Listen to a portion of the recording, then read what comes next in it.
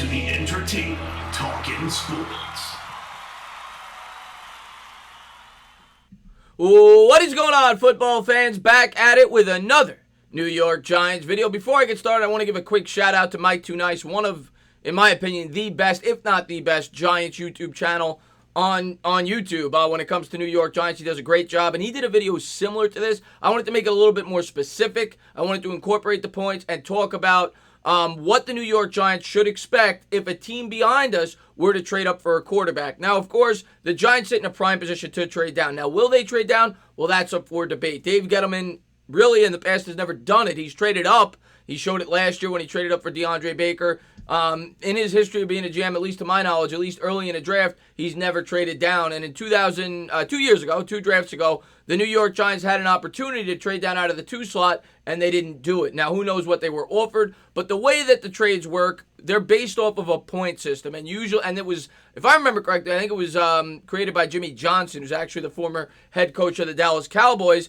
And the points should add up in a trade. And I'm going to show you guys the chart and how many points the Giants pick is worth. However, when you're trading up for a quarterback, the points go out the window. Now, what I did was I tried to do my best of looking at the discrepancy when teams in the past have traded up for quarterbacks and tried to give the Giants that value in this video, in this simulation of what, if I was a GM, I would expect if I was the New York Giants, if I was trading down with one of the 5 teams who I deemed are the most likely to trade up for a quarterback. So, without further ado, let's jump into the video. The first thing I'm going to do is show you guys the draft chart and show you guys how many points the New York Giants pick is worth. Now, there is a huge drop-off from pick 3 to 4, which kind of sucks.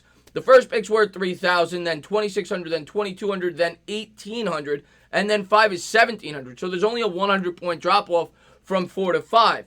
So, according to the chart, at least, which is what all GMs go off of, you know, there's a huge drop-off from 3 to 4, so the Giants are kind of at a disadvantage there. In 2 years ago, when the Colts traded down from 3 to 6, their third pick was worth 400 more points.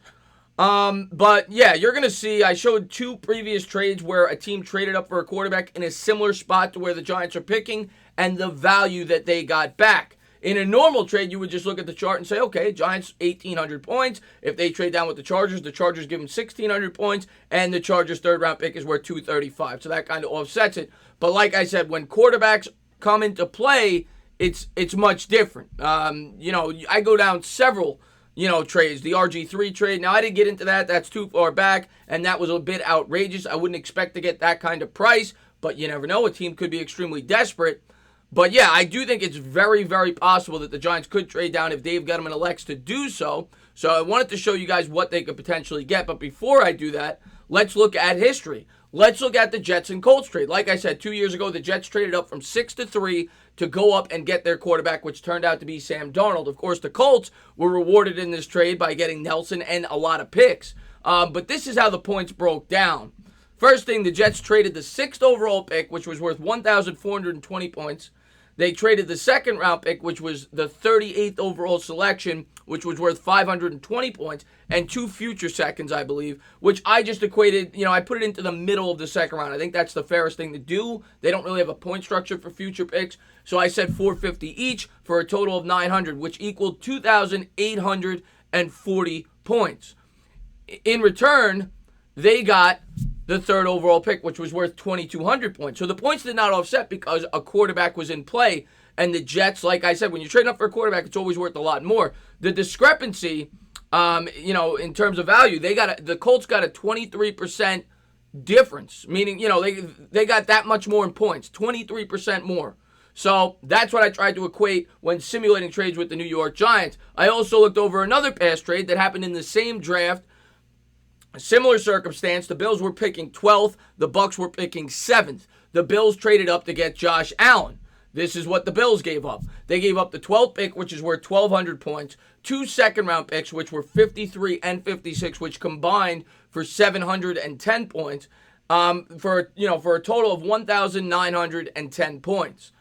In return from the Bucs, they got the 7th pick, which was worth 1,500 points. So the Bucs made out with 410 extra points, which equates to a difference of approximately 22%. So if you average those two out, it's about 22, 23%. I gave the Giants the benefit of the doubt. I added on 25%. So when you look at the Giants' total points, they get 1,800 points for the fourth pick, but because it's a quarterback that these teams are going to be trading up for, I simulated it out to be 2,250 points. And I did my best looking at the teams they could potentially trade down with and get that amount of points back for a quarterback. And I wanted to show you what the asking price would be if I was Dave Gettleman and a general manager, and what I think Gettleman would be looking for, if not a little more. But here's the first team. Obviously, the Chargers. Chargers picking 6th overall, so it would be a drop of 2 spots, and their pick is worth 1,600 points. So this is what I simulated it out to be. The 6th pick is worth 1,600 points. The 37th pick, which is their second-round pick, is worth 530 points. And the 102nd pick, which I think is their third or it might be their 4th-round pick, whatever it is, that equals out to 2,222 points. That's pretty even. That's about as even as I could have got it.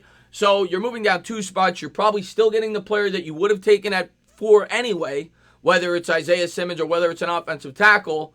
And you're picking up an early second-round pick, in addition to the 102nd pick overall. So that's the type of trade that I'd be looking for if I was Dave Gettleman in that scenario. Now, of course, the further that we trade down, the more I'm going to want, in terms of other draft capital. But that is with the Chargers, since they're picking so close to where we're picking. You get a decent price, but you're not going to get anything through the roof. Carolina is kind of in a similar situation. They're picking 7th overall. Their pick is worth slightly less. And this is what I made, brought it out to be. The 7th pick is worth 1,500 as opposed to 1,600, the 6th overall pick for the Chargers. Then their second-round pick is worth 520 as opposed to 530. And their third-round pick this year equates to 245 points. So you trade down 3 spots. Like I said, you're probably still getting the same player you wanted, being that there's a lot of offensive tackles in this draft. Good chance you still get Isaiah Simmons there, or whoever you want at that 7th pick, and you pick up an early second-round pick and an early third-round pick, and the points kind of even out there. 2,265 points to 2,250. And maybe you get a little bit more, but recent history shows that this is about what you could expect if the Giants are trading down. Next team I looked at was the Jacksonville Jaguars. Now, maybe the Jaguars won't be looking to trade up for a quarterback, but they certainly could. Minshew had a solid rookie year, but we'll see if they believe in him long-term. They could be in love with one of these quarterbacks.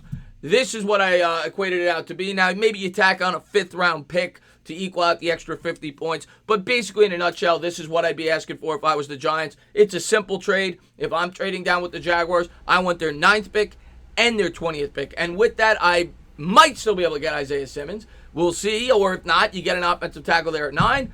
And if you get an OT there at 9, you go get your pass rusher at 20. Could be Gross Matos. The guy I did a video on yesterday. You essentially get an offensive tackle and a DN, and you still have your early second-round pick on top of it to fill another area of need, whether you want to get a center, whether you want to get a wide receiver, whether you want to get some help in that secondary.